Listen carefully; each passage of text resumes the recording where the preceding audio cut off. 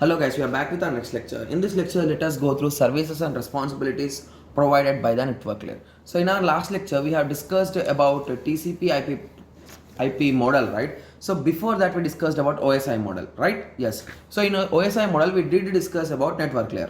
So did you remember, guys, what is the main objective of network layer?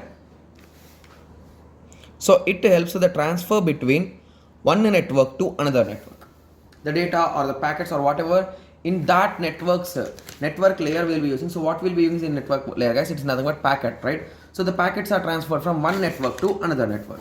So that is the main application of network layer. So the responsibility for moving the data or packets or data from one end to the network to the other end is called as end-to-end communication. That is nothing but source to destination. So okay, what does a network has, guys? So the network will be having a particular IP address.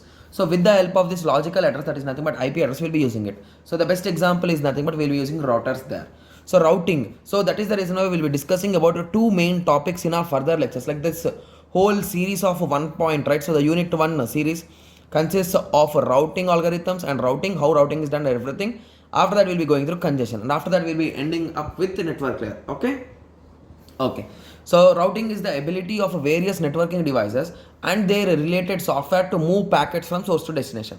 So routing is nothing but the packet should go from the source to destination, right? So will there be a single path or multiple paths? If there are multiple paths, how to go, how to select the path, and all those things we'll be discussing in routing, guys. Okay. Similarly, fragmentation divides data into frames based on the receiver's acceptance. So basically, if the receiver is accepting only small sized packets, so we will be converting them into frames or fragmentation. So we'll be applying the process called as fragmentation. Okay, so similarly we'll be going through congestion also, congestion control using some standard algorithms. We will try to solve it.